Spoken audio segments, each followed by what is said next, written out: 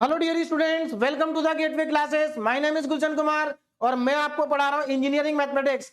Engineering mathematics में हम unit number 4 पढ़ रहे हैं, स्टैटिस्टिकल टेक्निक सेकंड। और आज हमारा यूनिट नंबर 4 का लेक्चर नंबर 8 है और आज के लेक्चर का हमारा टॉपिक है नॉर्मल प्रोबेबिलिटी डिस्ट्रीब्यूशन, या जिसको हम केवल नॉर्मल डिस्ट्रीब्यूशन भी कह सकते हैं। और ये टॉपिक हमारा यूनिट नंबर 4 का लास्ट टॉपिक है। तो नॉर्मल डिस्ट्रीब्यूशन को स्टार्ट करने से पहले मैं एक बार आपको शॉर्ट में बता देता हूं कि इस यूनिट के अंदर अब तक हम क्या क्या पढ़ चुके हैं। तो देखिए, इस यूनिट को हमने स्टार्ट किया था रैंडम वेरिएबल से, और वहां पर हमने पढ़ा था कि जो रैंडम वेरिएबल होते हैं वो दो टाइप के होते हैं, डिस्क्रीट रैंडम वेरिएबल और कॉन्टिन्यूअस रैंडम वेरिएबल। तो हमने लेक्चर नंबर 1 और लेक्चर नंबर 2 में डिस्क्रीट रैंडम वेरिएबल को कंप्लीट किया था। उसके बाद हमने लेक्चर नंबर 3 में पढ़ा था कॉन्टिन्यूअस रैंडम वेरिएबल, और उसके बाद लेक्चर नंबर 4 से हमने स्टार्ट किया था प्रोबेबिलिटी डिस्ट्रीब्यूशन। और प्रोबेबिलिटी डिस्ट्रीब्यूशन हमारे पास 3 टाइप के हैं जो हमारे सिलेबस में है। कौन कौन से हैं? उसमें से सबसे पहला डिस्ट्रीब्यूशन हमारे पास है बाइनोमियल डिस्ट्रीब्यूशन। बाइनोमियल डिस्ट्रीब्यूशन जिसको हमने लेक्चर नंबर 4 और लेक्चर नंबर 5 में कंप्लीट किया था। और उसके बाद नेक्स्ट डिस्ट्रीब्यूशन हमारे पास आता है पॉइसन डिस्ट्रीब्यूशन, जिसको हमने लेक्चर नंबर 6 और लेक्चर नंबर 7 में कंप्लीट किया, यानी कि लास्ट 2 लेक्चर्स में कंप्लीट किया। और उसके बाद हमारा बचता last distribution, that is normal distribution, जो कि इस यूनिट का भी लास्ट टॉपिक है। और इसको भी हम कंप्लीट करेंगे 2 लेक्चर में, यानी कि ये टॉपिक हमारा आज स्टार्ट होगा और नेक्स्ट लेक्चर में कंप्लीट हो जाएगा, और नेक्स्ट लेक्चर में हमारी ये यूनिट भी कंप्लीट हो जाएगी। तो अब हम स्टार्ट करते हैं अपना आज का टॉपिक। तो लास्ट के 2 लेक्चर में हमने क्या पढ़ा था? लास्ट के 2 लेक्चर में हमने पढ़ा था पॉइसन डिस्ट्रीब्यूशन। एक और इंपॉर्टेंट पॉइंट यहां पर जो मैं आपको पहले भी बहुत बार बता चुका हूं कि हमारे पास जो ये 3 डिस्ट्रीब्यूशन होते हैं, इनमें से पहले 2 डिस्ट्रीब्यूशन बाइनोमियल और पॉइसन दोनों के दोनों बेस्ड होते हैं डिस्क्रीट रैंडम वेरिएबल के ऊपर। डिस्क्रीट रैंडम वेरिएबल मतलब ऐसा वेरिएबल जिसकी जो वैल्यूज होती है वो फाइनाइट होती है, या कह सकते हैं डिस्क्रीट होती है। तो डिस्क्रीट रैंडम वेरिएबल की वैल्यू क्या होती है? डिस्क्रीट वैल्यू होती है, फाइनाइट वैल्यू होती है। जबकि कॉन्टिन्यूअस रैंडम वेरिएबल की जो वैल्यू होती है वो किसी इंटरवल में दी गई होती है। और ये जो हमारा डिस्ट्रीब्यूशन है normal distribution is based on continuous random variable. तो ध्यान रहे, ये कॉन्टिन्यूअस रैंडम वेरिएबल के ऊपर बेस्ड है। तो यहां पर जो हमारे पास रैंडम वेरिएबल होगा उसकी वैल्यू डिस्क्रीट नहीं होगी, उसकी वैल्यू आपको किसी इंटरवल में दी गई होगी। तो मेरे ख्याल से मेरा पॉइंट आपको क्लियर हो गया है। और देखो, अब यहां पर ध्यान दीजिएगा क्या होता है नॉर्मल डिस्ट्रीब्यूशन। तो normal distribution is a continuous distribution. ये कैसा डिस्ट्रीब्यूशन है? कॉन्टिन्यूअस है। जबकि लास्ट के दोनों डिस्ट्रीब्यूशन कैसे थे? डिस्क्रीट डिस्ट्रीब्यूशन थे। क्यों है ये कॉन्टिन्यूअस? क्योंकि it is based on continuous random variable. ये कॉन्टिन्यूअस रैंडम वेरिएबल के ऊपर बेस्ड होता है, इसीलिए क्या है? कॉन्टिन्यूअस डिस्ट्रीब्यूशन है। अब देखिए, नेक्स्ट लाइन बहुत इंपॉर्टेंट है, जरा ध्यान दीजिएगा। अ कॉन्टिन्यूअस रैंडम वेरिएबल एक्स। अब यहां पर जो कॉन्टिन्यूअस रैंडम वेरिएबल है हमारे पास क्या है? एक्स है। It's said to have normal distribution. इसका जो डिस्ट्रीब्यूशन होगा वो नॉर्मल डिस्ट्रीब्यूशन होगा विद पैरामीटर। अब ध्यान देना, यहां पर जो नॉर्मल डिस्ट्रीब्यूशन होता है उसके अंदर 2 पैरामीटर होते हैं। कौन कौन से 2 पैरामीटर होते हैं? एक तो म्यू, या जिसको हम कह सकते हैं मीन, और दूसरा वेरिएंस सिग्मा स्क्वायर, या फिर कह सकते हैं हम इसको स्टैंडर्ड डेविएशन। तो यहां पर 2 आपके पास पैरामीटर है, एक तो मीन और दूसरा स्टैंडर्ड डेविएशन। यहां पर सिग्मा स्क्वायर वेरिएंस है, लेकिन अगर हम केवल सिग्मा लेंगे तो क्या हो जाएगा? स्टैंडर्ड डेविएशन हो जाएगा। अब ध्यान देना यहां पर, if the probability density function is given by, तो हमारे पास जो कॉन्टिन्यूअस रैंडम वेरिएबल है एक्स, इसका डिस्ट्रीब्यूशन नॉर्मल होगा अगर इसके साथ क्या होंगे? 2 पैरामीटर होंगे, एक तो म्यू और एक वेरिएंस, है ना। If the probability density function, और इनका जो प्रोबेबिलिटी डेंसिटी फंक्शन होगा, प्रोबेबिलिटी डेंसिटी फंक्शन मतलब देखिए, प्रोबेबिलिटी डेंसिटी फंक्शन मतलब यहां पर जो ये एफ है ये प्रोबेबिलिटी डेंसिटी फंक्शन है, या कह सकते हैं ये प्रोबेबिलिटी को कैलकुलेट करने का फॉर्मूला है। तो यहां पर जो ये एफ है ये एक्चुअल में प्रोबेबिलिटी को रिप्रेजेंट कर रहा है, ये प्रोबेबिलिटी डेंसिटी फंक्शन है, और ये हमारा इसका फॉर्मूला है। अब यहां पर जरा ध्यान दीजिएगा, प्रोबेबिलिटी डेंसिटी फंक्शन ये हमारा है जरूर, लेकिन हम इस फॉर्मूले का यूज नहीं करेंगे क्वेश्चन के अंदर, क्वेश्चन को सॉल्व करने के लिए। बात समझ में आ रही? यानी कि इस फॉर्मूले का यूज नहीं होगा, बस आपको ये यहां पर ध्यान रखना है कि it is a probability density function. Use क्यों नहीं होगा अभी धीरे धीरे आपको समझ में आ जाएगा, ठीक है ना। एक और इंपॉर्टेंट चीज मैं आपको बता देता हूं कि हमारे पास जो प्रोबेबिलिटी डिस्ट्रीब्यूशन है वो 3 टाइप के होते हैं और तीनों के तीनों इंपॉर्टेंट है, लेकिन उन तीनों में भी जो सबसे ज्यादा इंपॉर्टेंट है वो नॉर्मल डिस्ट्रीब्यूशन है। बात समझ में आ गई? सबसे ज्यादा इंपॉर्टेंट है। क्यों ये सबसे ज्यादा इंपॉर्टेंट?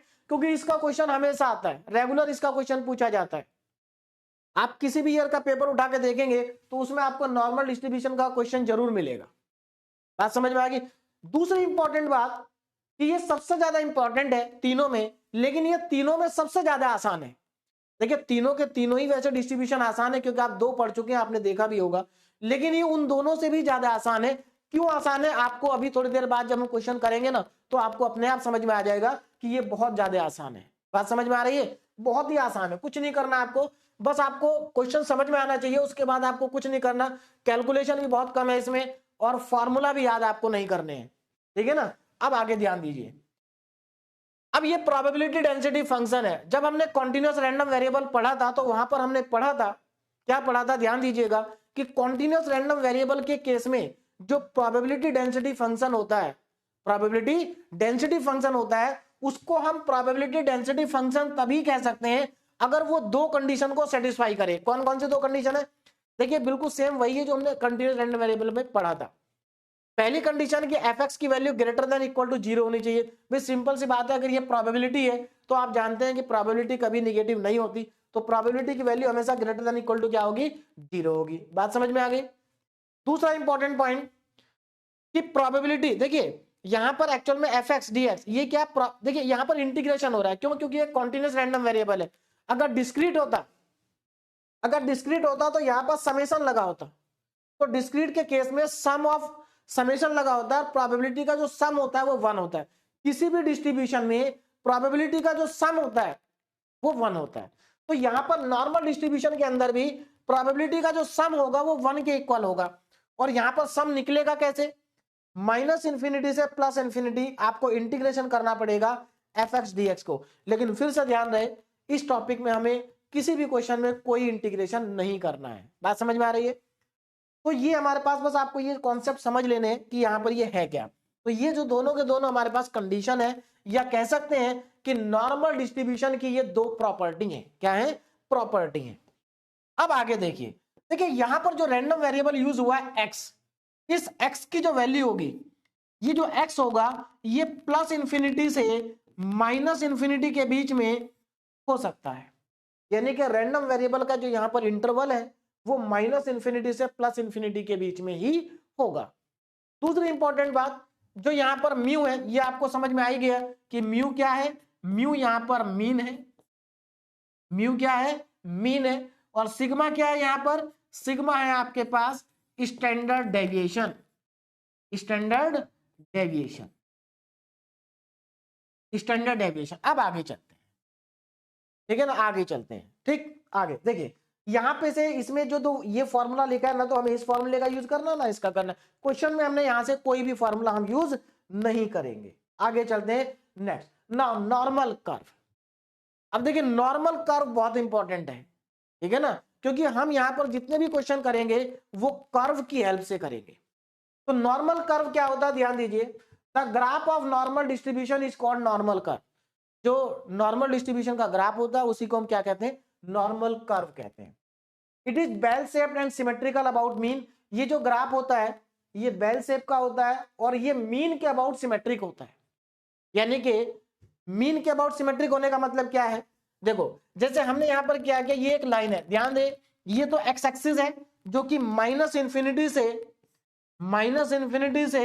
+∞ तक है, दिस इज एक्स एक्सिस। लेकिन ये वाई एक्सिस नहीं है, यहां पर ध्यान दीजिएगा, it is not y axis. ये एक्चुअल में एक लाइन है x इक्वल टू म्यू की, x इक्वल टू म्यू की। वाई एक्सिस मैंने यहां पर कहीं नहीं बनाई, तो ये x इक्वल टू म्यू की लाइन है।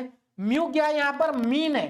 तो देखो यहां पर क्या कहा गया कि it is a bell shape, ये एक बेल शेप का ग्राफ होता है, एंड सिमेट्रिकल अबाउट मीन, और मीन के अबाउट सिमेट्रिकल होता है। ध्यान देना जरा, ये मीन है, यहां पर मीन की वैल्यू है, तो ये मीन की लाइन है।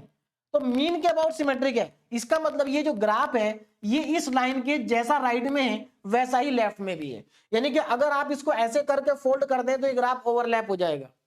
मेरी बात समझ में आ रही है? ये ग्राफ सिमेट्रिकल है इस लाइन के अबाउट, और ये लाइन किसकी है? मीन की। तो वही चीज यहां पर लिखी है कि it is a bell shape and symmetrical about mean. तो इतनी बात तो आपको समझ में आ गई कि जो ग्राफ होगा नॉर्मल कर्व ये मीन के अबाउट सिमेट्रिक होगा। दूसरा इंपॉर्टेंट पॉइंट यहां पर उसको भी ध्यान देते हैं। देखिए, तो एक तो इंपॉर्टेंट पॉइंट यहां पर ये और दूसरा इंपॉर्टेंट पॉइंट यहां पर ये, total area under the curve above x axis is 1। अब देखो एक बात बताइए, एक्चुअल में ये जो कर्व है ये किसका ग्राफ है? ये इस fx का ग्राफ है। किसका ग्राफ है? fx का ग्राफ है। बात समझ में आ रही है? fx का क्या है? ग्राफ है। अब सीधी सी बात है, अगर आप fx का इंटीग्रेशन करते हैं, भाई fx का इंटीग्रेशन आप करते हैं तो आपको वैल्यू मिलती है 1। तो एक बात बताइए, इंटीग्रेशन का मतलब क्या होता है? अगर आप fx dx को इंटीग्रेट करते हैं तो इससे जो आपको वैल्यू मिलेगी वो क्या होगी? एरिया होगा। किसका? इस कर्व का। इसका मतलब यहां से हमें एक बात समझ में आ गई कि जो इंटीग्रेशन है fx का वो 1 है। इसका मतलब इस fx, ये fx का कर्व है, तो इस कर्व के नीचे का जो एरिया होगा वो 1 होगा। तो यहां पर देखो वही लिखा है कि total area under the curve above x axis is 1। ये बहुत इंपॉर्टेंट पॉइंट है कि इस कर्व के नीचे का जो एरिया होगा और एक्स एक्सिस से ऊपर का और कर्व के नीचे का ये एरिया क्या होगा? 1 होगा। बोलो बात समझ में आ गई? अब जरा यहां पर दूसरी इंपॉर्टेंट बात समझिए क्या है। देखो, अगर इस कर्व के नीचे का एरिया 1 है और ये इसके अबाउट सिमेट्रिकल है तो इसका मतलब ये लाइन इस एरिया को 2 पार्ट में डिवाइड कर देगी। तो इधर का एरिया कितना आ जाएगा? ये एरिया भी 0.5 आएगा और यहां का एरिया भी आपका 0.5 आ जाएगा। बोलो बात समझ में आ रही है? ये दोनों एरिया आधे आधे हो जाएंगे। 0.5 एरिया इधर होगा, 0.5 एरिया इधर होगा। तो ये इंपॉर्टेंट पॉइंट है जो आपको याद रखना है। ठीक है ना? नाउ इन नॉर्मल डिस्ट्रीब्यूशन, देखिए नॉर्मल डिस्ट्रीब्यूशन के अंदर मीन, मीडियन एंड मॉड तीनों क्या करते हैं? कोइंसाइड करते हैं। एक्चुअल में ये नॉर्मल डिस्ट्रीब्यूशन की प्रॉपर्टी है। क्या है? नॉर्मल डिस्ट्रीब्यूशन की प्रॉपर्टी है। तो नॉर्मल डिस्ट्रीब्यूशन में मीन, मीडियन और मॉड तीनों कोइंसाइड करते हैं। इसका मतलब तीनों के तीनों यहीं पर होंगे। बात क्लियर हो गई? अब चलते हैं आगे। अब देखो यहां पर एक्चुअल में प्रॉब्लम क्या है। अब देखो क्या करेंगे हम आगे, जो हमारा नेक्स्ट टॉपिक है वो है स्टैंडर्ड नॉर्मल डिस्ट्रीब्यूशन। अभी तक तो हम नॉर्मल डिस्ट्रीब्यूशन पढ़ रहे थे, लेकिन अब हम पढ़ेंगे स्टैंडर्ड नॉर्मल डिस्ट्रीब्यूशन। देखिए एक्चुअल में हम जितने भी क्वेश्चन सॉल्व करेंगे वो स्टैंडर्ड नॉर्मल डिस्ट्रीब्यूशन के मेथड से करेंगे, लेकिन हमें जो क्वेश्चन दिया गया होगा वो नॉर्मल डिस्ट्रीब्यूशन का दिया गया होगा। तो पहले हम उसको स्टैंडर्ड में कन्वर्ट करेंगे और उसके बाद क्वेश्चन को सॉल्व करेंगे।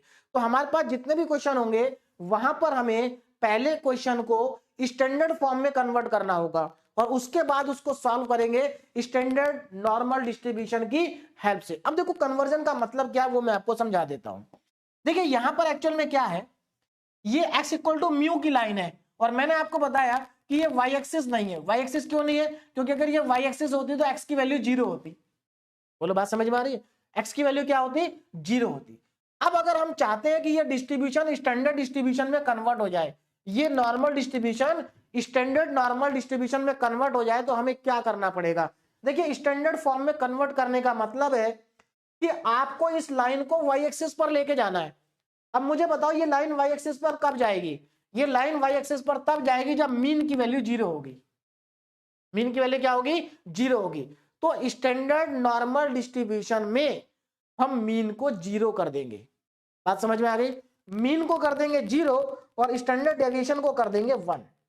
अब चलते हैं आगे। नाउ स्टैंडर्ड नॉर्मल डिस्ट्रीब्यूशन ध्यान से समझिएगा। स्टैंडर्ड नॉर्मल डिस्ट्रीब्यूशन ये इंपॉर्टेंट है क्योंकि क्वेश्चन जो हम करेंगे वो इसी मेथड से करेंगे, इसी के मेथड से करेंगे। अब जरा ध्यान देना, देखो if x is a normal random variable, अगर ये जो x है हमारा ये नॉर्मल रैंडम वेरिएबल है जिसका मीन क्या है? म्यू और स्टैंडर्ड डेविएशन क्या है? सिग्मा, है ना? मीन म्यू है और स्टैंडर्ड डेविएशन क्या है? सिग्मा है। Then a random variable z। तो देखो आप जरा ध्यान देना, ये जो x था हमारा ये रैंडम वेरिएबल था किसमें? नॉर्मल डिस्ट्रीब्यूशन में। अब हमें एक नया रैंडम वेरिएबल डिफाइन करना है जो कि स्टैंडर्ड रैंडम वेरिएबल होगा। स्टैंडर्ड रैंडम वेरिएबल होगा। ध्यान दीजिए कैसे डिफाइन करेंगे। तो x क्या है? नॉर्मल रैंडम वेरिएबल है जो हम अब तक पढ़ते आ रहे थे। विद मीन म्यू, इसका मीन क्या है, म्यू है, और स्टैंडर्ड डेविएशन है सिग्मा ना, देन और रैंडम वेरिएबल जेड। अब देखो एक नया रैंडम वेरिएबल आ गया जेड, और इसका जो मीन होगा वो 0 होगा। क्यों? क्योंकि हम चाहते हैं कि ये जो लाइन है हमारी ये वाई एक्सिस पर चली जाए, तो ये वाई एक्सिस पर तभी जाएगी तब हम यहां पर इसके मीन को 0 मानेंगे। तो हमने एक नया रैंडम वेरिएबल डिफाइन कर दिया जेड, जिसका मीन 0 है और स्टैंडर्ड डेविएशन 1 है, इज कॉल्ड।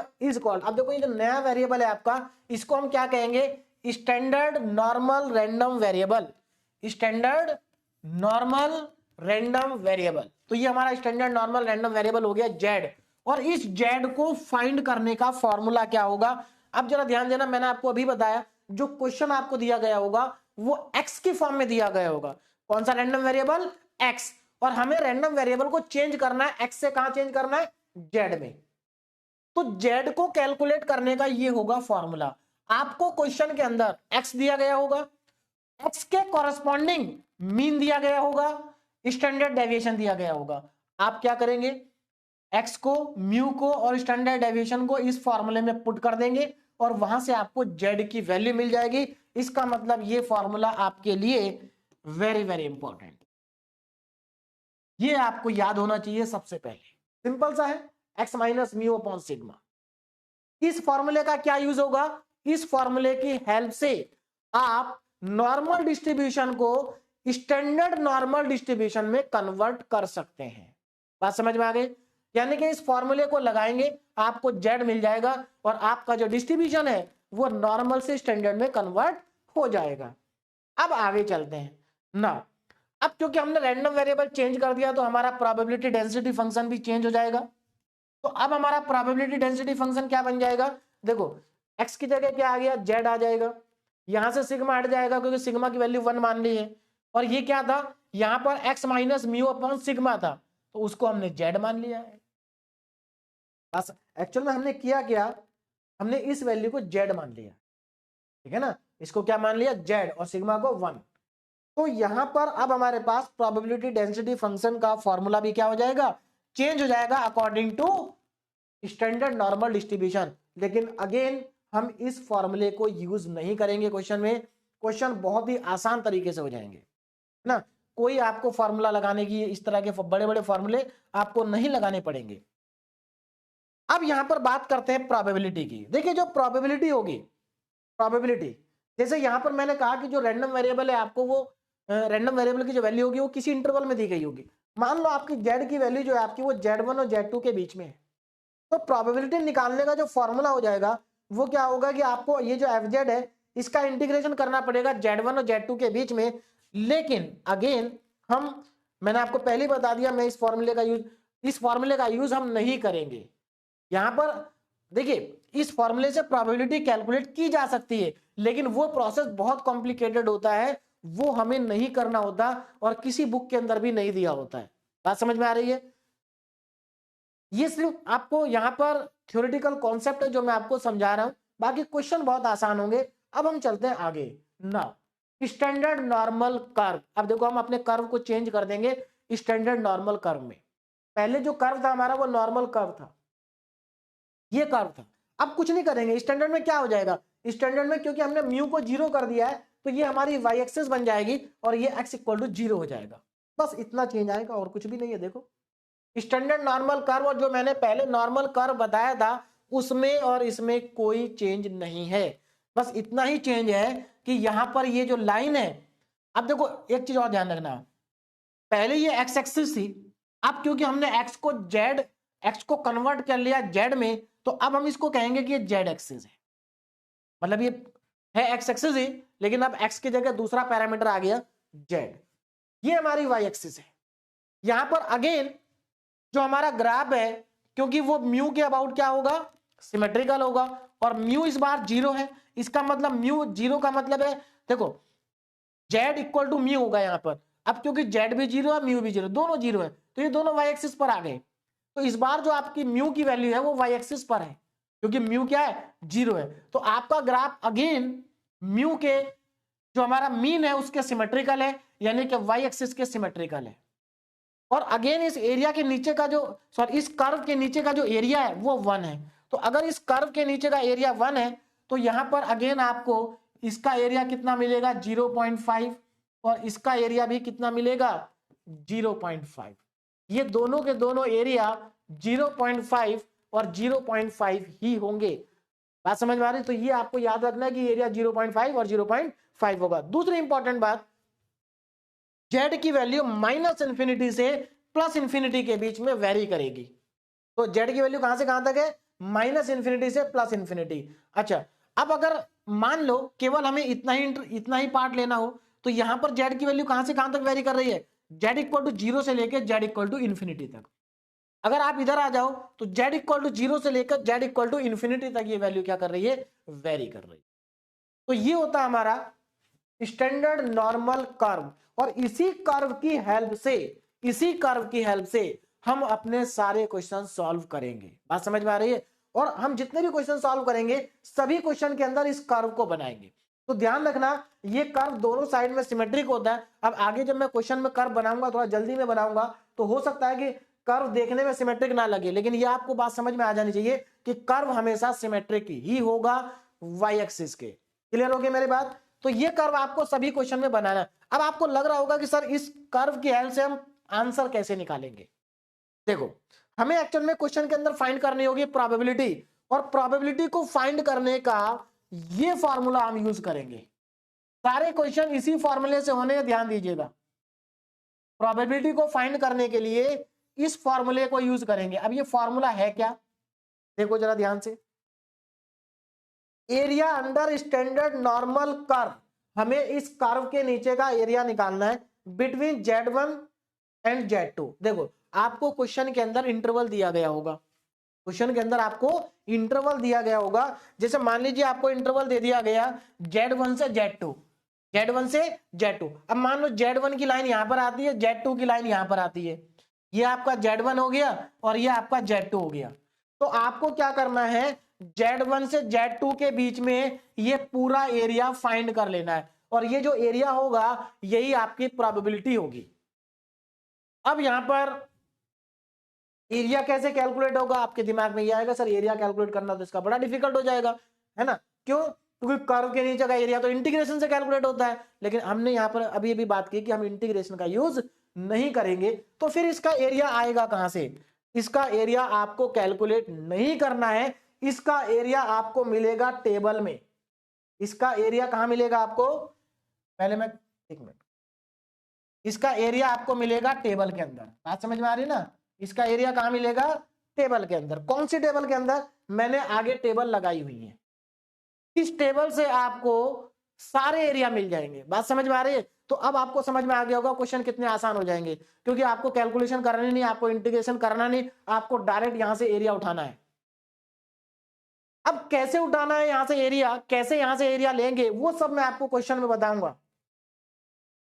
तो मेरे ख्याल से आपको मेरी बात समझ में आ गई होगी कि हमें क्या करना है। सिर्फ हमें ये चेक करना है कि एरिया कितने पार्ट का लेना है, कौन से पार्ट का एरिया लेना है, और एरिया हमें टेबल से मिल जाएगा। जो टेबल मैंने आपको अभी भी दिखाई, ये नॉर्मल टेबल होती है, और आपकी जो मैथमेटिक्स की बुक है, इंजीनियरिंग मैथमेटिक्स की जो आपकी बुक है, सभी किताबों के पीछे ये टेबल गिवन होती है। जब आप एग्जाम में जाएंगे तो एग्जाम में ये टेबल आपको प्रोवाइड कराई जाएगी। हाँ, कभी कभी ऐसा होता है कि जब नॉर्मल डिस्ट्रीब्यूशन का क्वेश्चन आता है तो वहां पर टेबल का जो डेटा उस क्वेश्चन में रिक्वायर्ड होता है वो डेटा वो क्वेश्चन के अंदर दे देते हैं, तो उस केस में आपको टेबल नहीं मिलेगी। लेकिन अगर डेटा क्वेश्चन में नहीं दिया है तो आपको 100% टेबल मिलेगी जब आप क्वेश्चन एग्जाम देने जाएंगे। चलिए, अब यहां पर एक चीज और ध्यान दीजिएगा। देखिए, आपको क्या करना है, ये जो नॉर्मल कर्व है, ये नॉर्मल कर्व आपको सभी क्वेश्चन में ड्रॉ करना होगा। सभी क्वेश्चन में क्या करना होगा? ड्रॉ। जैसे फॉर एग्जांपल मैंने यहां पर कर्व ड्रॉ किया, जल्दी से एक ध्यान दीजिएगा इस पे। देखो, यहां पर मैं एक कर्व ड्रॉ कर रहा हूं, ये हमारी वाई एक्सिस है ना, और यहां पर ये हमारा हो गया कर्व। अब देखो यहां पर सिमेट्रिकल कर्व जल्दी में थोड़ा नहीं बनेगा, लेकिन आपको ध्यान रखना है कि ये कर्व कैसा होगा? सिमेट्रिकल ही होगा। चलिए, तो ये हमारे पास क्या है? जेड है। ये क्या है? जेड एक्सिस है। ठीक, अब जरा ध्यान देखो, मान लीजिए हमें फॉर एग्जांपल हमें कहा जाए, अब देखो यहां पर हमें प्रोबेबिलिटी फाइंड करनी है, क्या करनी है, प्रोबेबिलिटी फाइंड करनी है Z1 से Z2 के बीच में, Z1 से Z2 के बीच में हमें क्या निकालनी है, प्रोबेबिलिटी निकालनी है। देखो तो आपको क्या करेंगे, Z1 और Z2, ये जो Z1 और Z2 है ये आपको फाइंड करना होगा। कैसे फाइंड करेंगे, यहां से देखो आपको Z1, अब x की दो वैल्यू, देखिए सिंपल सी बात है, अगर आपको क्वेश्चन में x की एक ही वैल्यू गिवन है तो आपको केवल एक ही Z मिलेगा, और अगर आपको x की दो वैल्यू गिवन है तो आपको यहां से Z1 और Z2 मिलेगा। बात समझ में आ रही, तो अगर आपको x की दो वैल्यू गिवन है तो आप यहां से पहले x की एक वैल्यू रखेंगे, आपको Z1 मिल जाएगा, फिर दूसरी वैल्यू रखेंगे, आपको Z2 मिल जाएगा, और यहां पर आपको पता चल जाएगा कि आपको किस किस के बीच में प्रोबेबिलिटी फाइंड करनी है। मान लीजिए ये आपका Z1 है और ये आपका Z2 है, तो अब आपको समझ में आ गया कि ये बीच का एरिया आपको चाहिए, ये बीच का एरिया आपको चाहिए। तो यहां पर एक्चुअल में हमें क्या करना होगा, जरा ध्यान देना, आपको हमेशा याद रखना है कि ये वाला जो पार्ट है, इधर वाला पार्ट, इसका एरिया 0.5 है, इसका एरिया भी 0.5 है। मैं यहां पर इंपॉर्टेंट पॉइंट आपको ये बताना चाह रहा हूं कि हमेशा जो टेबल में आपको एरिया मिलेगा, टेबल में जो आपको एरिया मिलेगा वो इंफिनिटी तक का नहीं मिलेगा, ध्यान रखना, इंफिनिटी तक का नहीं मिलेगा। मान लीजिए आपको ये इधर वाला एरिया चाहिए सपोज, अब यहां पर देखो मैं इसको हटा देता हूं, मान लेते हैं हमें ये वाला एरिया चाहिए, केवल हमें केवल उधर वाले पार्ट का एरिया चाहिए, इस पार्ट का एरिया। तो आपको क्या करना होगा, आप जानते हैं पूरे पार्ट का एरिया 0.5 है, तो आप उस केस में क्या करेंगे, देखो ये 0 से लेके इंफिनिटी तक का एरिया आपको पता है, 0 से लेके इंफिनिटी तक का एरिया 0.5 है, आप 0.5 में से इस एरिया को माइनस कर देंगे तो आपको ये एरिया मिल जाएगा। ठीक है, चलिए ये चीजें आपको क्वेश्चन में ज्यादा समझ में आएंगी, यहां पर शायद कम समझ में आएगी, तो इसलिए मैं यहां से हटा ही देता हूं, है ना। जब हम क्वेश्चन करेंगे ना तो सब आपको बहुत ही आसानी के साथ सारी चीजें समझ में आ जाएंगी। ठीक है, चलिए अब हम सीधे क्वेश्चन पे चलते हैं, हम सीधे चलते हैं क्वेश्चन पे। चलिए पहला question, if x is a normal variate with mean 80, अब जरा ध्यान दो, x is a normal variate, अब यहां पर ये रैंडम वेरिएबल x हमारे पास, इसका मीन कितना 80 और स्टैंडर्ड डेविएशन कितना 10। हमें क्या करना है, प्रोबेबिलिटी फाइंड करनी है when x is less than equal to 100। देखो बहुत सिंपल सा क्वेश्चन है, करना कैसे वो मैं आपको बताऊं। सबसे पहले आप यहां देखो कि आपको यहां पर गिवन क्या क्या है, यहां पर आपको गिवन क्या क्या है वो हम चेक कर लेते हैं। देखिए ध्यान दीजिए जरा, गिवन, तो यहां पर आपको गिवन है, सबसे पहले तो आपको यहां पर गिवन है मीन, मीन कितना है, मीन आपको गिवन है 80, उसके बाद आपको गिवन है स्टैंडर्ड डेविएशन जो कि 10 है, यानी कि आपको सिग्मा की वैल्यू गिवन है 10, और यहां पर आपको x, अब जरा ध्यान देना, यहाँ x less than equal to 100 है, तो यहां पर चाहे लेस देन लिखा हो या लेस देन भी हो, आपको x की वैल्यू, देखिए यहां पर x less than equal to क्या लेना है, क्या है 100, तो आपको यहां पर x की वैल्यू क्या कंसीडर करनी है, 100 कंसीडर करनी है। अगर x लेस देन 100 होगा ना तब भी आपको x की वैल्यू 100 ही कंसीडर करनी है, भले इसमें इक्वल हो या ना हो, क्योंकि देखिए x less than equal to, आप एरिया को 100 तक निकालें या लेस देन 100 तक निकालें वो सेम ही आएगा, मतलब आप एरिया इस लाइन तक फाइंड करें या इस लाइन से पहले का फाइंड करें वो बराबर आएगा। बात समझ में आ रही है, तो आपको यहां पर x की वैल्यू कितनी मिल गई, यहां पर आपको x की वैल्यू मिल जाती है 100, यहां पर आपको x की वैल्यू मिल जाती है 100, बोलो बात समझ में आ गई। ये डेटा आपको गिवन था। अब देखो जरा, तो सबसे पहले हम क्या करेंगे, यहां पर हमें नॉर्मल डिस्ट्रीब्यूशन का डेटा गिवन है, हम इसको स्टैंडर्ड नॉर्मल डिस्ट्रीब्यूशन के डेटा में कन्वर्ट कर देंगे, मतलब हम यहां से सबसे पहले z फाइंड करेंगे। अब z देखो क्या होगा, z का फॉर्मूला होता है x माइनस म्यू अपॉन में सिग्मा, सारी वैल्यू उठा के पुट कर दो तो आपको z मिल जाएगा, x की वैल्यू 100 है, म्यू की वैल्यू 80 और अपॉन सिग्मा की वैल्यू 10, तो यहां से आपको z की वैल्यू कितनी मिल जाती है, z की वैल्यू आपको मिल जाती है 2, तो z हमारे पास आ गया 2। अब जरा ध्यान देना, z2 आ चुका है। अब हमारे लिए क्वेश्चन बहुत आसान हो गया, देखो कैसे, हमें क्या निकालना है, हमें प्रोबेबिलिटी फाइंड करनी है when x is less than equal to 100। देखो जब x less than equal to 100 है तो उसके कॉरस्पॉन्डिंग z कितना आया, 2 आया। तो अगर x less than equal to 100 है तो इसका मतलब z less than equal to 2 होगा, क्योंकि हमने x के कॉरस्पॉन्डिंग z फाइंड करा। तो यहां पर अगर हमें प्रोबेबिलिटी किसकी निकालनी है, when x is less than equal to 100, तो हमने क्या करा, यहां पर कर दिया p z less than equal to 100। अब देखो यहां पर जो रैंडम वेरिएबल की वैल्यू है, देखिए लेस देन इक्वल टू 100 का मतलब क्या है, ध्यान दीजिएगा, x की value less than equal to 100 है। इसका मतलब क्या है, इसका मतलब ये है कि जो x की वैल्यू है वो लेस देन इक्वल टू तो 100 है लेकिन ग्रेटर देन माइनस इंफिनिटी है। तो आप देख सकते हैं यहां पर माइनस इंफिनिटी से लेकर 100 तक का इंटरवल आपको दिया गया है। क्योंकि यहां पर हो सकता है कि स्टूडेंट को समझ में ना आ रहा हो कि सर इंटरवल, आपने कहा था कि रैंडम वेरिएबल की वैल्यू हमेशा एक इंटरवल में दी जाएगी, तो यहां पर इंटरवल कहा है, तो इंटरवल है। यहां पर मैंने z less than equal to 2 लिखा है, इसका मतलब क्या है कि z की जो वैल्यू है वो लेस देन इक्वल टू 2 है लेकिन ग्रेटर देन क्या है, माइनस इंफिनिटी है। अब देखो आगे, तो यहां पर हमारे पास ये आ गया। अब मैं यहां पर सबसे पहले एक काम करता हूं, सबसे पहले यहां पर हम बना लेते हैं ग्राफ, है ना, क्योंकि ग्राफ से हमें चीजें ज्यादा समझ में आएंगी। तो मैं यहां पर, अब देखिए थोड़ा ग्राफ जो होगा वो रफ बनेगा, लेकिन आपको समझना है। यहां पर ये हमारे पास होगी जेड एक्सिस और ये हमारे पास आ गई वाई एक्सिस, ठीक है। अब यहां पर मैं ग्राफ बना रहा हूं, देखिए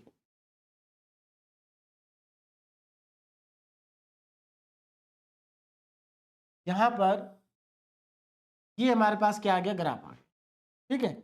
अब देखो जरा आगे, अब इसमें मार्क करते हैं हम जो हमें गिवन है। देखिए हमें क्या गिवन है, ध्यान देना, हाँ हमें वैल्यू निकालनी है z greater less than equal to 2। अब जरा ध्यान देना, देखो ये तो वाई एक्सिस है, ये हमारे पास जेड एक्सिस है ना।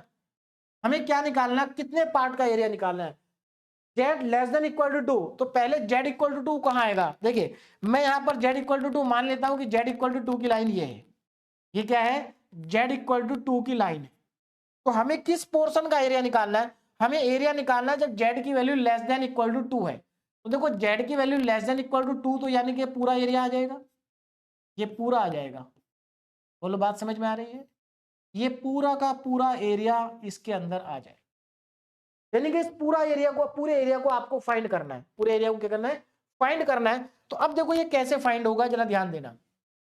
देखो इधर का आधे पार्ट का एरिया तो आप जानते हैं 0.5 है, क्या है 0.5, कहां से कहां तक, देखो ये माइनस इंफिनिटी है और ये आपका 0 है और ये आपका इधर प्लस इंफिनिटी है, क्या है, प्लस इंफिनिटी।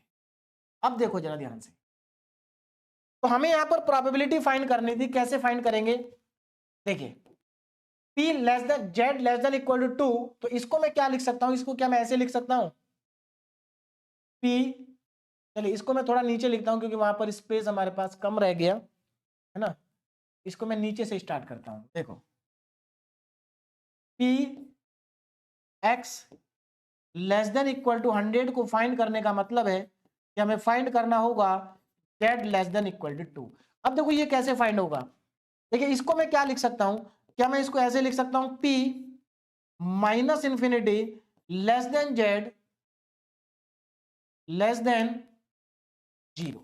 देखो यहां पर क्या किया मैंने, z की जो वैल्यू माइनस इंफिनिटी से 0, यहां से यहां तक इंटरवल लिया मैंने, प्लस प्रोबेबिलिटी यानी कि इतने पार्ट की प्रोबेबिलिटी प्लस प्रोबेबिलिटी। अब मैं यहां पर क्या कर रहा हूं, जो z है उसको हम ले लेते हैं लेस देन इक्वल टू 2 और ग्रेटर देन 0, ग्रेटर देन 0। अब जरा ध्यान दो, देखो ये वाला जो पार्ट है माइनस इंफिनिटी से 0 के बीच में, तो माइनस इंफिनिटी से 0 के बीच वाला यानी कि इस पार्ट का एरिया कितना है, इस पार्ट का एरिया 0.5 है, इस पार्ट का एरिया आ गया 0.5। देखिए जो प्रोबेबिलिटी है, प्रोबेबिलिटी में आपको कुछ नहीं करना, एरिया फाइंड करना, किसका एरिया फाइंड करना, गिवन इंटरवल का। तो यहां पर प्रोबेबिलिटी आपको निकालनी थी when z less than equal to 2, तो आपको कुछ नहीं करना, आपको सिर्फ z less than equal to 2 का एरिया फाइंड करना है। तो आप पहले इसको ब्रेक कर लेंगे दो पार्ट में, क्योंकि आप डायरेक्ट नहीं निकाल सकते, पहले आप इसको ब्रेक कर लेंगे दो पार्ट में। इतने पार्ट का एरिया तो आपको पता है 0.5, इस पार्ट का एरिया आपको और चाहिए, तो प्लस इस पार्ट का एरिया आपको चाहिए, यानी कि आपको 0 से 2 के बीच का एरिया चाहिए, इस पार्ट का एरिया। अब ये एरिया आपको कहां से मिलेगा ये मैं आपको बता देता हूं। देखिए अब आपको क्या करना है, अब जाना आपको टेबल पर, नॉर्मल टेबल पर। अब देखिए नॉर्मल टेबल कहां है हमारे पास, ये आ गई नॉर्मल टेबल। अच्छा वैल्यू तो देख लेते हैं, यहां पर z की वैल्यू 0 है और ये 2 है, तो आपको z इक्वल टू 2 पर देखना है कितना एरिया है, क्योंकि इधर तो 0 है, इधर क्या है 0 है, तो आपको z इक्वल टू 2 पर एरिया देखना कितना है, z इक्वल टू 2। तो अब नॉर्मल टेबल पे चलते हैं। देखिए ये टेबल शायद आपको क्लियरली दिखाई दे रही होगी, और अगर नहीं दिखाई दे रही है तो आपके पास बुक होगी, आपके बुक में लास्ट में जाकर के नॉर्मल टेबल गिवन होगी। इस टेबल के ऊपर किताब के अंदर ये नॉर्मल कर्व बना होता है, ऐसा कर्व बना होगा इसके ऊपर, टेबल के ऊपर, है ना। तो ये हमारे पास है नॉर्मल टेबल। हमें 2 पे, जब z की वैल्यू 2 है तब हमें चेक करना है एरिया कितना है। तो देखो ये z है, इसके नीचे z की वैल्यूज लिखी गई हैं, तो यहां पर इस कॉलम में नीचे चले आओ और आपको देखो 2 कहां मिल रहा है। तो आप अगर आप ध्यान से देखेंगे तो यहां पर आपको 2 मिल रहा है। ये यहां पर मैं कलर थोड़ा चेंज कर लेता हूं जो दिखाई दे आपको। देखो यहां देखो ये 2, ये वैल्यू है आपके पास, बात समझ में आ रही ना, ये आपके पास 2 है, तो आपको 2 पे चेक करना है, क्योंकि आपकी वैल्यू एग्जैक्टली 2 ही है। तो जब आपको एग्जैक्टली 2 है तो आपको पहला वाला कॉलम ही देखना है। तो यहां पर वैल्यू आपके पास है 0.4772, 0.4772। अच्छा एक चीज और ध्यान दो, अगर मान लीजिए मैं यहीं पर आपको समझा देता हूं, मान लीजिए आपके पास आपको वैल्यू कैलकुलेट करनी पड़ती 2.23 की, तो कैसे निकालते, तो उसके लिए आप क्या करते, देखो ये आपके पास 2.23, तो आप पहले तो 2.2 पर जाते, तो देखो 2.2 आपको यहां मिलेगा, और उसके बाद बच गया 3, तो आपको जाना पड़ेगा 0.03 पे।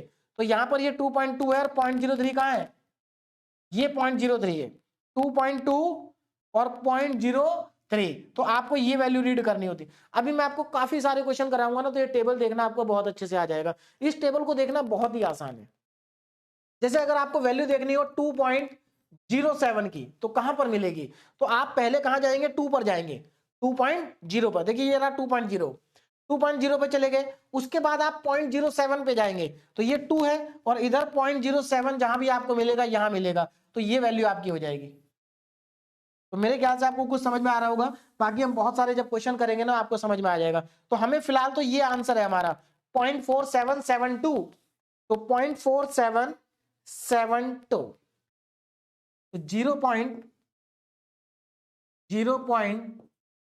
0.4772, और आपको इन दोनों को कर देना है ऐड। तो दोनों को जब आप ऐड करेंगे तो यह आ जाएगा 0.9772, और यही आपका फाइनल आंसर भी होगा। लेस देन इक्वल टू 100 के लिए यही आपका फाइनल आंसर हो जाएगा। बोलो बात समझ में आ गई, this is the final answer. तो देखो कितना आसान है, बस आपको यहां पर यह समझना है कि एरिया कैसे मिलेगा, एरिया कैसे मिलेगा। तो एरिया को कैलकुलेट कर, देखो एरिया में, अब पहले एक बार आपको नॉर्मल टेबल दिखाता हूं मैं। इस नॉर्मल टेबल में जेड की वैल्यू कहीं भी निगेटिव नहीं है, 0 से स्टार्ट हो रही है और ये 3.1 तक है मैक्सिमम। इसका मतलब जेड की वैल्यू आपको 3.1 से ज्यादा नहीं मिलेगी कहीं। दूसरी बात, निगेटिव वैल्यू इसमें नहीं है ना।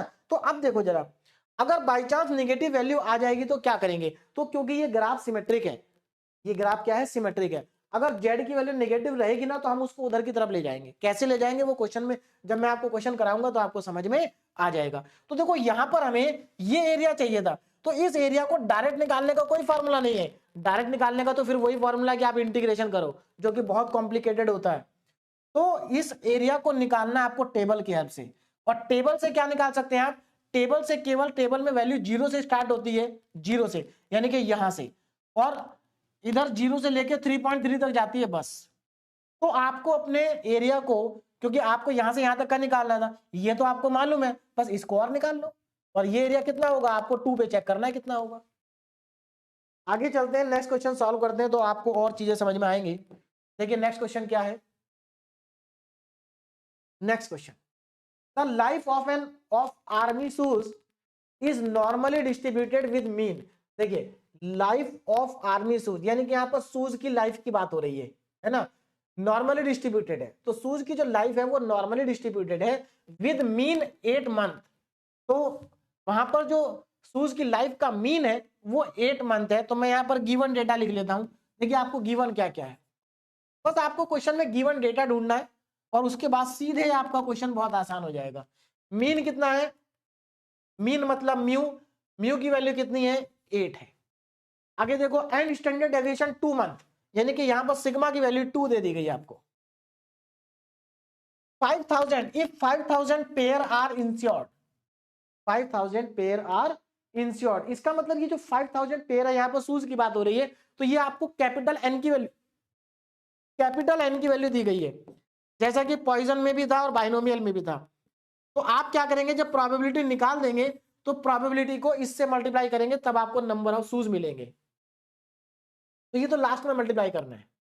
How many pair would be expected to need replacement after 12 month, हमसे पूछा गया है कि इन 5000 पेयर में से कितने पेयर 12 महीने के बाद हमें रिप्लेस करने पड़ेंगे। तो सीधी सी बात है, हम यहां पर एक काम कर लेते हैं, 12 महीने के बाद वही रिप्लेस करने पड़ेंगे जो खराब हो जाएंगे, है ना, जो खराब हो जाएंगे। तो हम यहां पर एक काम कर लेते हैं, हम प्रोबेबिलिटी निकालते हैं। हम प्रोबेबिलिटी किस बात की निकालेंगे कि हम उन शूज की प्रोबेबिलिटी निकालते हैं जिनकी लाइफ 12 महीने से ज्यादा है। भाई हम क्या करेंगे, हम उन शूज की प्रोबेबिलिटी निकालेंगे जिनकी लाइफ 12 मंथ से ज्यादा है। बात समझ में आ गई। फिर उस प्रोबेबिलिटी को मल्टीप्लाई कर देंगे 5000 से, तो हमारे पास क्या आ जाएगा, हमारे पास नंबर ऑफ शूज आ जाएंगे जिनकी लाइफ 12 मंथ से ज्यादा है। तो सीधी सी बात है, जिनकी लाइफ 12 मंथ से ज्यादा है उनको तो रिप्लेस करेंगे नहीं, क्योंकि वो तो ठीक है। रिप्लेस किनको किया जाएगा, जिनकी लाइफ 12 मंथ से कम है। तो अब कैसे आएगा आंसर, अब आप 5000 से माइनस कर देंगे किनको, जिनकी लाइफ 12 महीने से ज्यादा है। तो चलिए स्टार्ट करते हैं। तो हमें निकालनी है यहाँ पर प्रोबेबिलिटी, है ना। तो हमारे पास यहाँ पर म्यू है, सिग्मा है, एक्स क्या होगा, हाँ एक्स। अब क्योंकि हम यहाँ पर एक्स मानेंगे 12, क्यों, क्योंकि हम प्रोबेबिलिटी निकाल रहे हैं उन शूज की जिनकी लाइफ 12 मंथ से ज्यादा है। बात समझ में आ रही है, 12 मंथ से क्या है, ज्यादा है। तो यहाँ पर हमारे पास एक्स क्या हो जाएगा, जरा ध्यान दीजिए। यहां पर लेट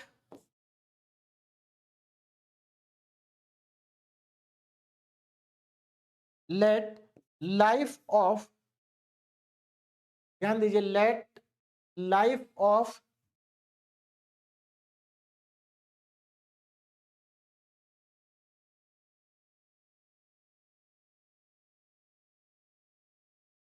लेट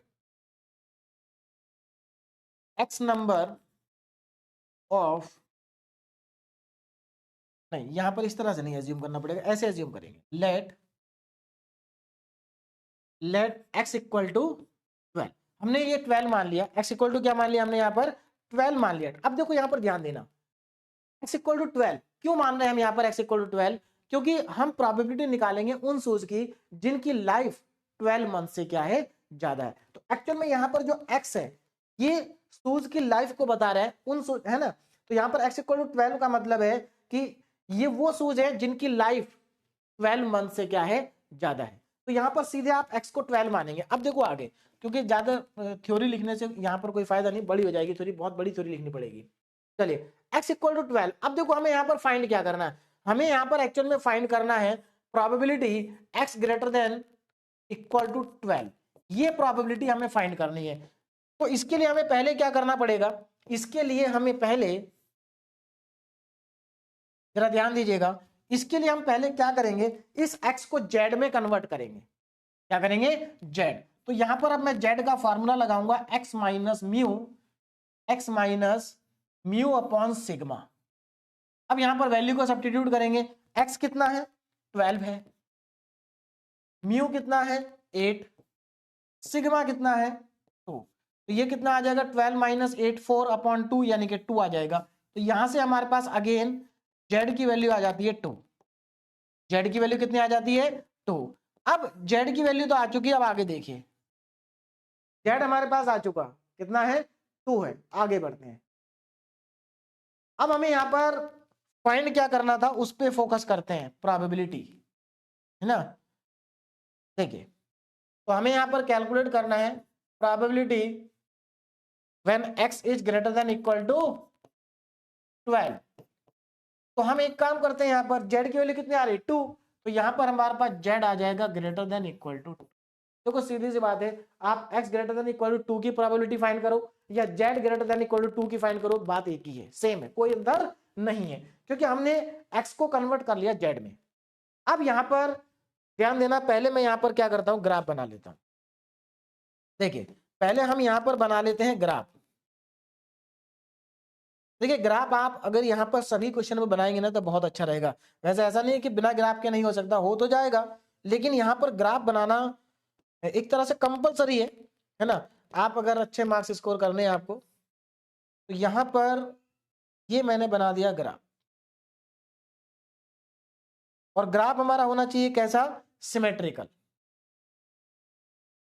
तो कुछ इस तरह से ग्राफ होगा।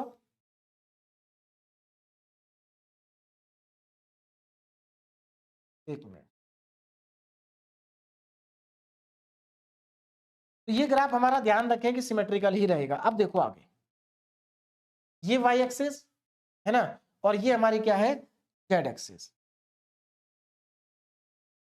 अब यहां पर ध्यान दो, हमसे क्या कहा गया, हमसे कहा गया z greater than equal to 2। तो हम मान लेते हैं कि हमारे पास z इक्वल टू 2 की लाइन ये है, ये z इक्वल टू 2 की लाइन है। हमसे z equal to greater than 2 का मतलब है कि z इक्वल टू 2 से लेकर z इक्वल टू इन्फिनिटी तक का एरिया निकालना है। तो हमें यहाँ पर कौन सा एरिया निकालना है उसको मैं शेड कर देता हूं। तो आपको यहाँ पर एरिया फाइंड करना होगा ये वाला, कहां तक, इन्फिनिटी तक। और मैंने आपको कहा कि इन्फिनिटी तक कैसे निकालेंगे, वहां पर तो टेबल में हमारे पास ऑप्शन ही नहीं है, तो कैसे इसको कैलकुलेट कर सकते हैं। आप जरा ध्यान दो, देखो बहुत सिंपल है, ये हमारा जीरो है, यहां पर z क्या है, जीरो है, और यहां पर z क्या है, इन्फिनिटी है। और z इक्वल टू जीरो से लेकर z इक्वल टू इन्फिनिटी तक का एरिया हमें मालूम है 0.5 होता है, क्योंकि ये आधा सिमेट्रिक है ना, तो इसका एरिया कितना होगा, 0.5 होगा इसके नीचे। तो अगर आप 0.5 में से इस वाले एरिया को माइनस कर देंगे तो यही एरिया आ जाएगा। फिर सीधी सी बात है, ये पूरा का पूरा एरिया इन्फिनिटी तक, इस कर्व के नीचे इन्फिनिटी तक का एरिया यहां से लेकर के 0.5 है, और आपको ये एरिया चाहिए, तो आप एक काम करो, इतना एरिया माइनस कर दो 0.5 में से, तो ये एरिया बच जाएगा। बोलो बात समझ में आ गई। अब इसको लिखेंगे कैसे, लिखने का तरीका मैं आपको बताता हूं। देखिए आप इसको कैसे लिखेंगे, इसको आप ऐसे लिखेंगे, P x greater than equal to 12, ये आपको चाहिए। तो देखो इसको कैसे चेंज करेंगे आप, इसको आप इस तरह से चेंज करेंगे, P देखो यहां से आप कहां तक का एरिया चाहिए आपको, जीरो से लेके इन्फिनिटी तक का एरिया, यानी कि z की जो वैल्यू होगी वो जीरो से लेके इन्फिनिटी तक, यानी कि जीरो से लेके इन्फिनिटी तक का एरिया, माइनस इसमें से माइनस कर देंगे कौन सा एरिया, जहां पर वैल्यू क्या होगी आपकी z की, जीरो से लेकर के 2 तक, यानी कि इस एरिया को आप जीरो से 2 तक का एरिया माइनस कर देंगे जीरो से इन्फिनिटी तक के एरिया में से। तो आपको इस पार्ट का, हाँ जीरो से इन्फिनिटी तक के एरिया में से माइनस कर देंगे जीरो से 2 का एरिया, तो आपको ये एरिया मिल जाएगा। अब आगे देखो ना, P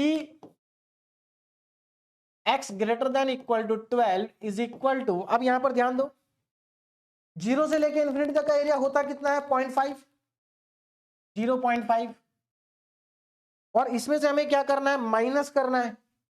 माइनस क्या करना है, आप ध्यान दो जरा, जीरो से लेके 2 तक का एरिया, अब जीरो से लेके 2 तक का एरिया तो अभी अभी हमने देखा था, है ना, अभी हमने चेक किया था, जीरो से लेके 2 तक का एरिया सेम वही चीज है।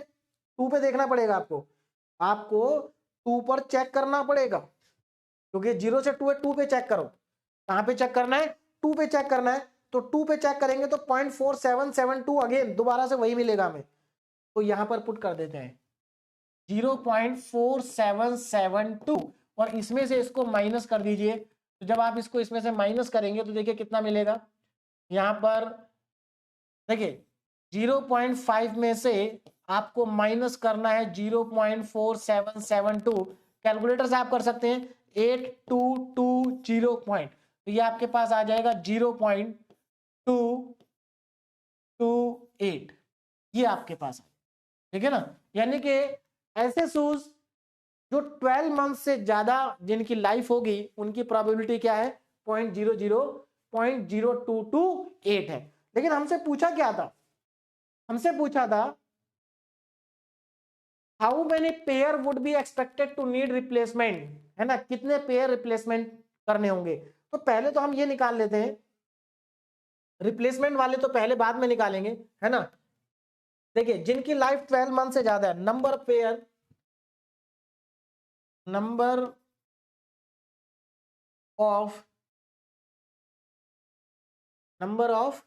Pair having life, number of pair having life more than 12 months। ऐसे कितने पेयर हैं जिनकी लाइफ 12 मंथ से ज्यादा है। तो क्या करेंगे आप, 5000 को मल्टीप्लाई कर देंगे 0.0228 से। तो देखिए मल्टीप्लाई करके कितना आएगा, यहां पर आपके पास अगर आप इसको मल्टीप्लाई करते हैं कैलकुलेटर की हेल्प से, आप इसको मल्टीप्लाई कर लें, तो मैं कैलकुलेटर ले लेता हूं। देखिए आप जब इसको मल्टीप्लाई करेंगे कितना है, 0.0228, इसको मल्टीप्लाई करना है 5000 से, तो ये आपका आ जाएगा 114 आएगा अप्रोक्सीमेट। क्योंकि यहाँ पर नंबर ऑफ पेयर है तो आप पॉइंट में नहीं लिखेंगे आंसर, अगर आपका पॉइंट में आएगा तो आप उसको राउंड ऑफ करके लिखेंगे। तो 114 पेयर ऐसे हैं शूज के जिनकी लाइफ 12 मंथ से ज्यादा है। तो हमें पूछा क्या था, हमसे ये पूछा था कितने pair, expected number of pair replace, है ना। तो यहां पर आप अब लिख देंगे number of pair replaced, number of pairs replaced after 12 months, 12 month के बाद कितने पेयर क्या करने पड़ेंगे, रिप्लेस करने पड़ेंगे। तो 5000 में से 114 को माइनस कर दीजिए, तो ये 4886 आ जाएगा आपके पास, है ना। और यहाँ पर ये क्वेश्चन भी हमारा क्या हो गया, कंप्लीट हो गया। तो मेरे ख्याल से आपको ये भी समझ में आ गया होगा। देखो बस यहाँ पर आपको एरिया देखना आना चाहिए टेबल में, बाकी कुछ नहीं करना है। आगे चलते हैं, क्वेश्चन नंबर 3 देखिए। यहां पर क्या कहा गया, assume mean height of soldier to be, देखो अब यहां पर सीधे मैं डेटा देखते चलते क्या क्या आपको दे रखा है, गिवन क्या क्या है ना। यहां पर हमसे क्या कहा गया कि assume mean height of soldier, यानी कि मीन हाइट का मतलब ये मीन है, कितने इंच मीन है। तो यहां पर मीन की वैल्यू है 68.22, आप इंच लिखना चाहे लिख सकते हैं, नहीं लिखना चाहते तो ना लिखें। ये लीजिए 68.22 इंच ये हमारा मीन है विद वेरिएंस। अब देखो वेरिएंस 10.8 है, लेकिन हमें तो स्टैंडर्ड डेविएशन चाहिए, तो ये सिग्मा स्क्वायर है 10.8, तो यहां से सिग्मा कितना आ जाएगा, √10.8, है ना। ये हमारे पास सिग्मा आ गया। आगे चलते हैं, inches square, how many soldier in A regiment of 1000। देखो यहाँ पर जो रेजिमेंट में सोल्जर, नंबर ऑफ सोल्जर्स है वो 1000 है, यानी कि कैपिटल एन की वैल्यू हमें दे दी गई। Would you expect to have to be over 6 feet tall, मतलब 1000 सोल्जर में कितने सोल्जर ऐसे हैं जिनकी जो हाइट है वो 6 फीट से ज्यादा है ना। तो इसका मतलब यहां पर ये हमारा रैंडम वेरिएबल हो गया 6 फीट से ज्यादा, तो यहां पर हमारी एक्स की वैल्यू हो गई 6। अब क्योंकि ये फिट में दिया है, हम इसको क्या करेंगे, फिट से कन्वर्ट करेंगे इंच में, और मेरे ख्याल से फिट को इंच में कन्वर्ट करना तो सभी स्टूडेंट को आता होगा, है ना।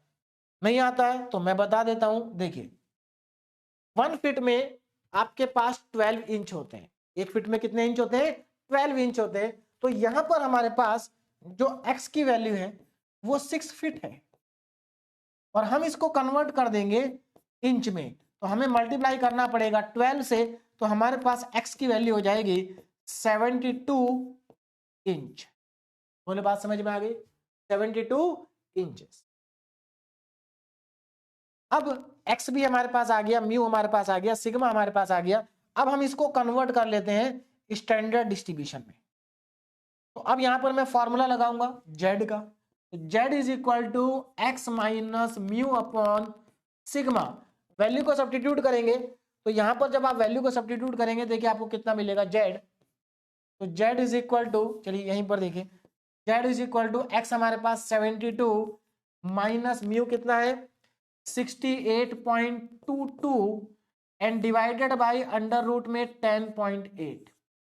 इसको कैलकुलेटर से आप कैलकुलेट करेंगे तो देखिए 72 माइनस 68.22 जो भी आएगा उसको डिवाइड कर देंगे अंडर रूट 10.8 से, तो ये वैल्यू आपको मिलेगी 1.15।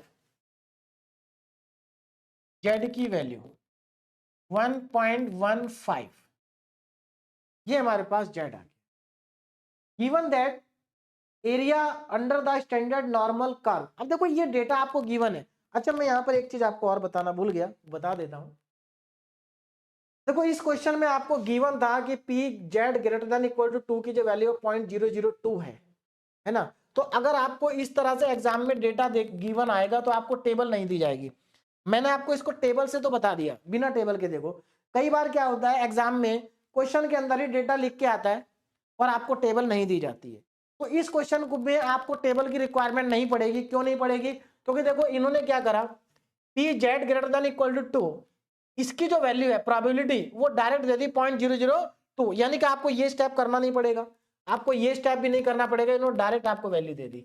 बस आपको क्या करना था, आपको तो सीधे सीधे इसमें 5000 का मल्टीप्लाई करेंगे और आपका डायरेक्ट आंसर आ जाएगा, है ना। तो आप सोच रहे होंगे सर जब इतना आसान था तो आपने ऐसे क्यों किया। देखिए ये चीज तो एक तो मैं आपको बताना भूल गया, ये मुझे बताना था, लेकिन मैं इसको करता फिर भी ऐसे ही टेबल से। क्यों? क्योंकि ये डेटा हो सकता है गिवन हो सकता है ना गिवन हो। तो आपको मैं एक्चुअल में टेबल से कैसे करेंगे वो मैं आपको बताना चाह रहा हूं। तो आपने देखा जो डेटा हमें यहाँ पर गिवन था वही हमारा टेबल से भी आया, लेकिन कभी कभी ऐसा भी होगा कि टेबल का डेटा जो आप देखेंगे और जो इनका गिवन डेटा होगा उसमें माइनर सा डिफरेंस हो सकता है। तो उस केस में आप क्या करेंगे, उस केस में ध्यान रखना आपको वही डेटा लेना है जो क्वेश्चन में दिया गया है, जो आपको क्वेश्चन में दिया गया है। बात समझ में आ रही? अगर ये क्वेश्चन आपके एग्जाम में आता है और इसमें डेटा इसी तरह से दिया रहता है तो आप टेबल को नहीं देखेंगे, आप सीधे यहीं से कर देंगे। अभी तो मैं क्योंकि आपको समझाना चाह रहा हूं इसलिए मैंने आपको टेबल को देखना सिखा दिया है, क्योंकि हम हर क्वेश्चन में टेबल देखेंगे तभी हमें टेबल को अच्छे से यूज करना आ जाएगा।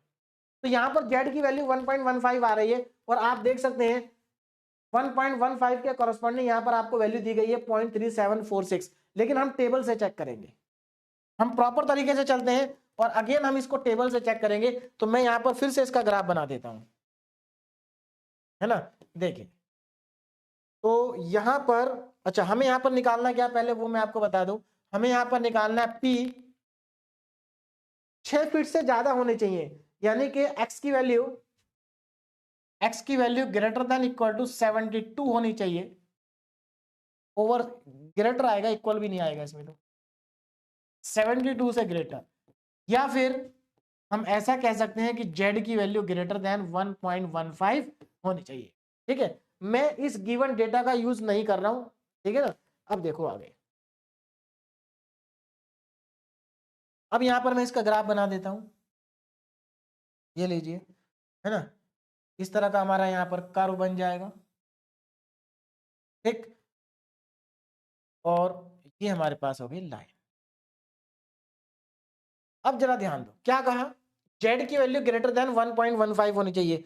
अब यहां पर हो सकता है हमारे पास जो z है 1.15, मान लेते हैं कि 1.15 की लाइन ये है 1.15, हमें इससे आगे का एरिया चाहिए। इसका मतलब हमें कौन सा एरिया चाहिए, हमें ये वाला एरिया रिक्वायर्ड है। अब ये एरिया कैसे मिलेगा, है ना। तो मेरे ख्याल से अब आपको बात समझ में आ गई होगी। अगर मैं यहां से यहां तक का 0.5 है, 0.5 में से इसको माइनस कर देंगे तो ये बच जाएगा, है ना। तो चलिए कर देते हैं, देखिए अब जरा ध्यान देना। तो मैं इसको लिखूंगा कैसे, ऐसे लिखेंगे P x greater than equal to 72 is equal to P। अब देखो यहां पर क्या लिखा था, P z ग्रेटर देन था केवल, P x greater than 72 is equal to P z greater than 1.15। और इसको हम लिख सकते हैं P, देखो z की वैल्यू 0 से इंफिनिटी माइनस z की वैल्यू 0 से 1 पॉइंट। ये लिखने का तरीका समझ में आ रहा है आपको मैं कैसे लिख रहा हूं। देखो हमें इससे आगे का एरिया चाहिए। इसका मतलब हमें जीरो से लेके इन्फिनिटी वाले एरिया में से जीरो से लेके 1.15 वाला एरिया माइनस करना है। तो वही मैंने यहाँ पर लिखा है, जीरो से इन्फिनिटी वाले एरिया में से जीरो से 1.15 वाला एरिया क्या करना है, माइनस करना है। जीरो से इन्फिनिटी का एरिया होता है 0.5 और जीरो से 1.15 के बीच का एरिया। अब हम चलते हैं टेबल में, ये रही हमारे पास टेबल 1.15। अब देखो यहां पर आ जाओ, 1.15 कैसे दिखेगा, देखो ध्यान से देखो जरा। तो इसमें आपको क्या करना है, क्योंकि जेड की अगर आप वैल्यू देखोगे ना तो इसमें पॉइंट जीरो से स्टार्ट हो रहा है, 0.1 0.2 0.3 0.9 तक आ गया, फिर 1 1.1 1.2 1.3 1. यानी कि 1.15 यहाँ पर आपको डायरेक्ट नहीं दिखाई देगा। तो आप इसमें से 1.1 देखो, ये तो ये रहा आपके पास 1.15। देखो ये रहा 1.1 है, ये क्या है 1.1 है, लेकिन हमें चाहिए 1.15। तो क्या आप 1.15 को ऐसा लिख सकते हैं, देखो इसको हम लिख सकते हैं 1.1 प्लस 0.05। सीधी सी बात है, अगर आप 1.1 में 0.05 को ऐड कर देंगे तो 1.15 ही आ जाएगा। तो आपको यहां पर इसको ब्रेक करके देखना है। पहले 1.1 देखो, 1.1 ये रहा। अब यहां पर इसमें चलो 0.05। तो देखो आप इस लाइन में चलते जाएंगे, कहां तक चलेंगे, 0.05 तक। ये रहा 0.05 और यहां पर वैल्यू आपको मिल रही है 0.3749। 0.3749 0.3749। लेकिन यहां पर एक प्रॉब्लम आ गई, 3749 लेकिन यहां पर 6 है। देखो हल्का सा वेरिएशन आ गया ना लास्ट वाली डिजिट में, यहां 6 है वहां 9 है। हालांकि आप 9 का भी यूज करेंगे तो आंसर में कोई फर्क नहीं पड़ेगा, लेकिन एक चीज आप अच्छे जानते हैं, जब कोई डेटा क्वेश्चन में दिया जाता है तो आप वही डेटा यूज करते हैं जो आपको क्वेश्चन में दिया गया है। तो यहां पर 3746 है, तो आप यहां पर 3749 ना यूज करके 46 ही यूज करेंगे। तो अब मेरे ख्याल से जो पॉइंट मैं आपको बताना चाह रहा था वो समझ में आ गया होगा कि कभी कभी वेरिएशन आ जाता है, तो वेरिएशन के केस में आप याद रखना आपको वही डेटा यूज करना है जो आपको क्वेश्चन में दिया गया है। हालांकि अगर आप वो भी ले लेंगे तो आंसर पे कोई फर्क नहीं पड़ेगा, आंसर सेम ही आएगा। चलिए अब इसको माइनस करते हैं, 0.5 में से इसको माइनस करेंगे, यानी कि मुझे 0.5 में से माइनस करना है 0.3746 को। तो ये आएगा मेरे पास 0.1254 और मुझे कैलकुलेट क्या करना था, मुझे कैलकुलेट करना था how many soldier in A regiment of 1000। 1000 में से कितने सोल्जर ऐसे हैं जिनकी हाइट 6 फीट से ज्यादा है। तो 6 फीट से ज्यादा हाइट वाले जो सोल्जर हैं उनकी प्रोबेबिलिटी हमारे पास आ गई। तो अब इस प्रोबेबिलिटी को मल्टीप्लाई कर दो नंबर ऑफ सोल्जर से। तो यहां पर मैं सीधे लिख देता हूं नंबर ऑफ,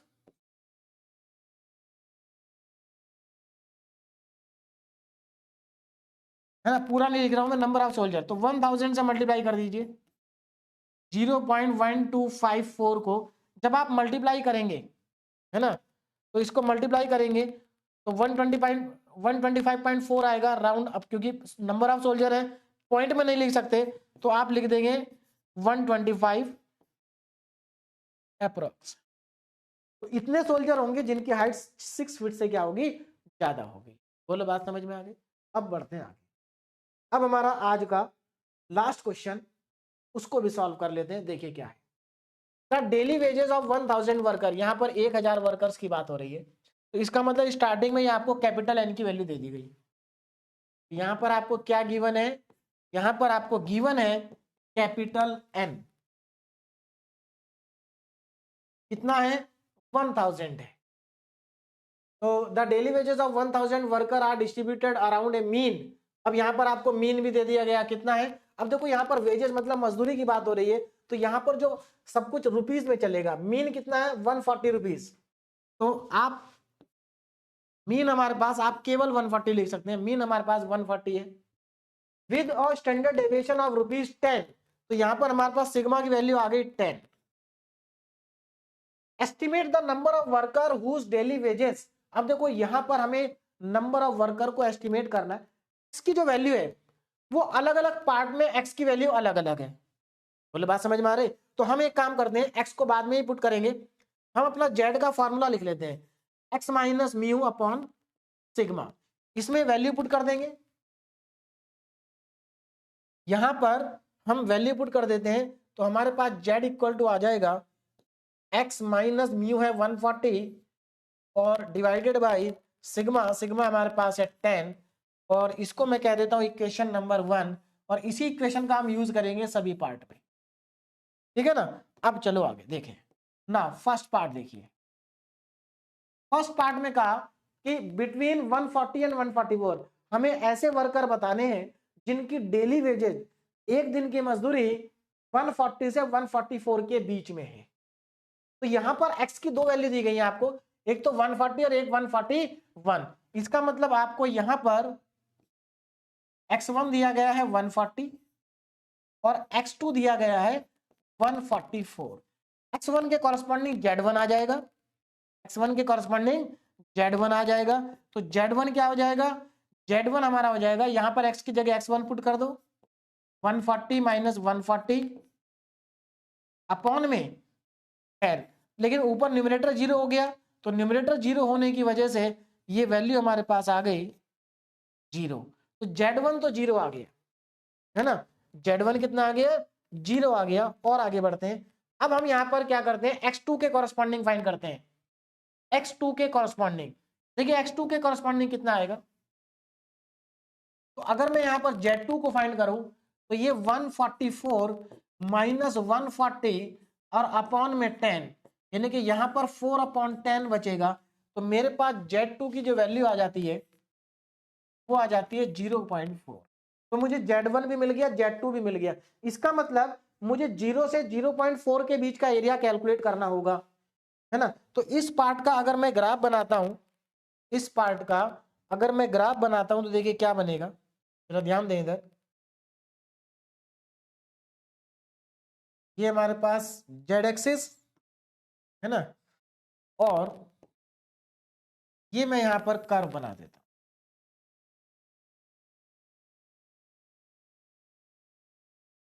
ठीक, ये बन गया हमारा कर्व। और ये हमारे पास लाइन होगी वाई एक्सिस जिसके अबाउट क्या है, ये सिमेट्रिक है। अब देखो जरा, इसका मतलब यहां पर हमें क्या कैलकुलेट करना है वो भी मैं आपको बता दूं। आपको यहां पर प्रोबेबिलिटी फाइंड करनी है, प्रोबेबिलिटी फाइंड करनी है जब x की वैल्यू 144 से 140 के बीच में है और आपने इसको कन्वर्ट कर दिया z में। z की वैल्यू किसके बीच में है, 0। देखो z1 0 है और z2 0.4 है। इसका मतलब यहां पर z की जो वैल्यू है वो 0 से 0.4 के बीच में है। देखो z1 का मतलब होता है लेफ्ट वाली वैल्यू, z2 का मतलब होता है राइट वाली वैल्यू। तो आपको यहां पर 0 से 0.4 के बीच का एरिया चाहिए।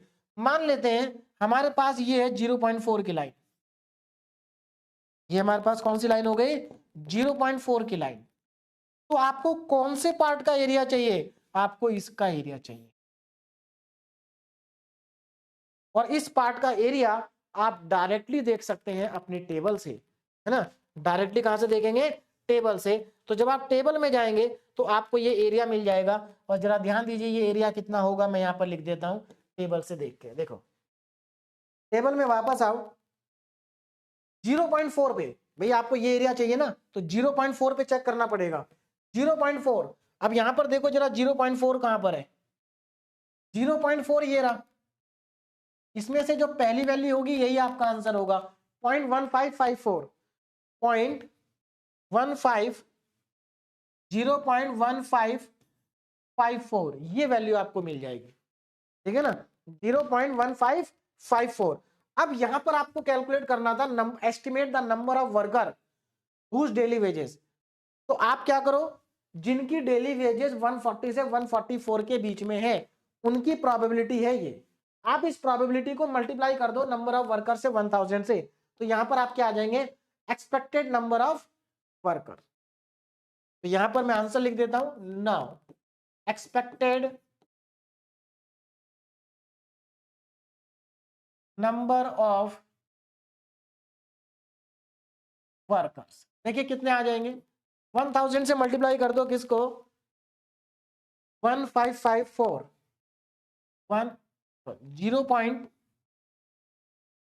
0.1554 इंटू 1000 मल्टीप्लाई करेंगे तो 154.4 और इसको अप्रोक्स आप लिख देंगे 155।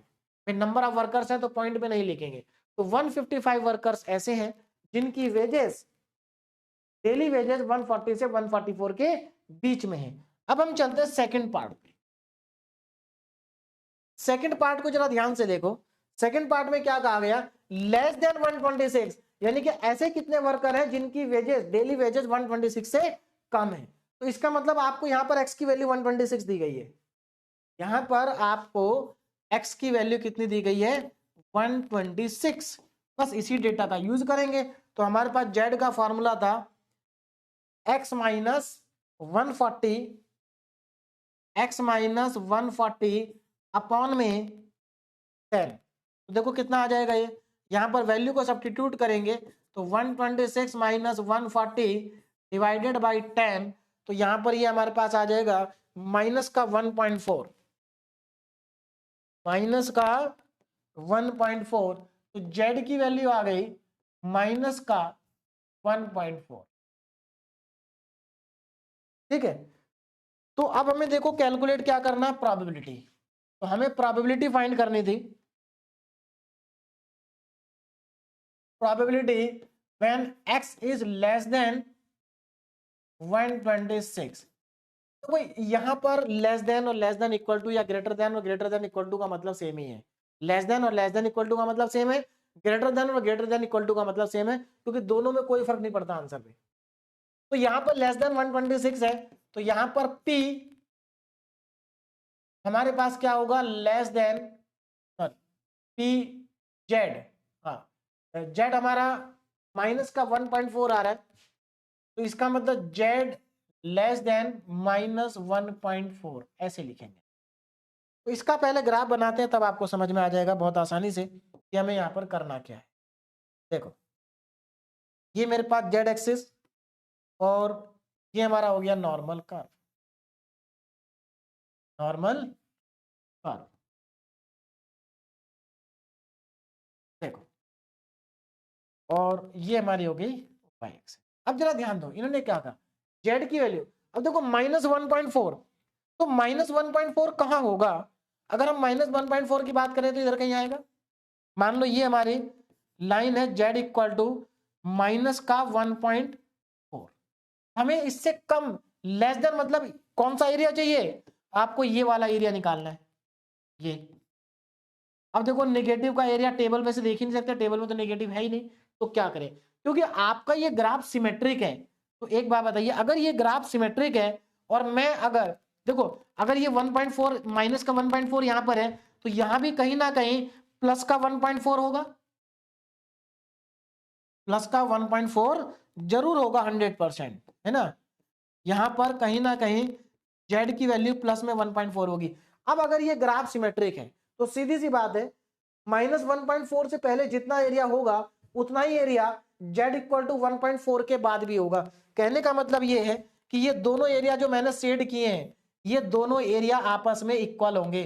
तो मैं इसको कैलकुलेट करूं या इसको कैलकुलेट करूं, बात तो एक ही है।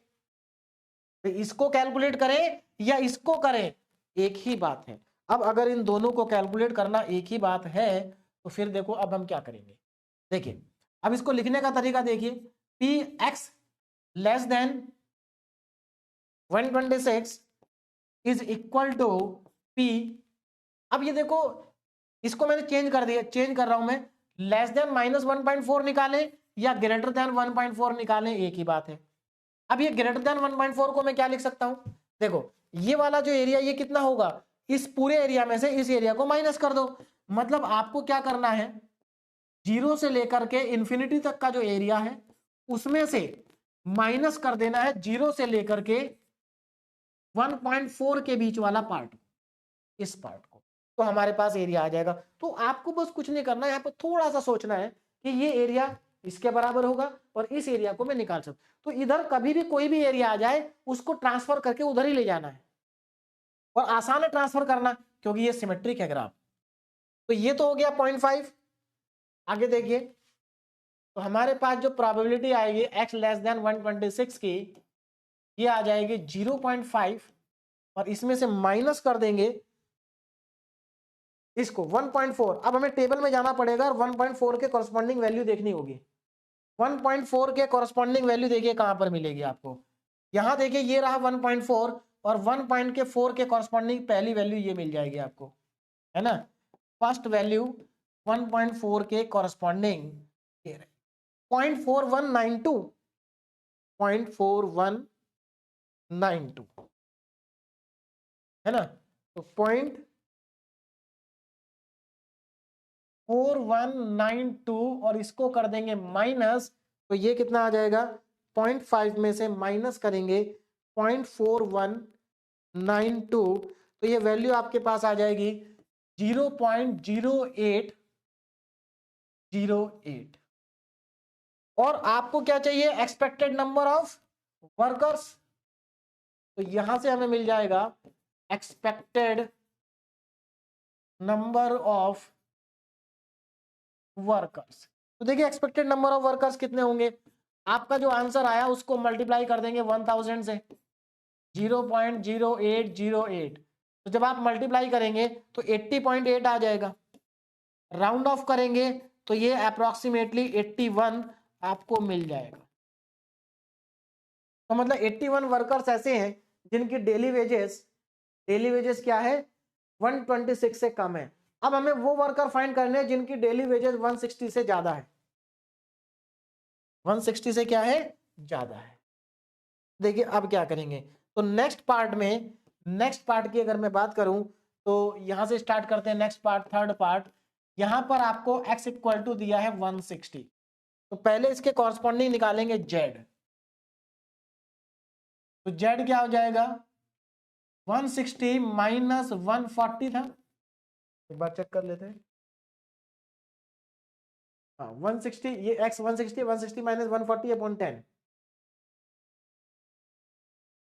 अपॉन में 10 कितना आ जाएगा, 20 अपॉन 10, मतलब यहां से आपको मिल जाएगा 2। क्या मिल जाएगा, 2 मिल जाएगा। तो z की वैल्यू हमारे पास आ जाती है 2। हमें फाइंड क्या करना है, अब उस पर ध्यान देते हैं। हमें फाइंड करना है p x ग्रेटर देन 160, जो कि इक्विवेलेंट होगा p z ग्रेटर देन 2 के। अब यहां पर इसका ग्राफ बनाते हैं। देखो अगर मैं यहां पर इसका ग्राफ बनाता हूं, कुछ इस तरह से हमारा ग्राफ बन जाएगा। ये छोटा सा ग्राफ बना रहा हूं, ध्यान दीजिएगा। देखिए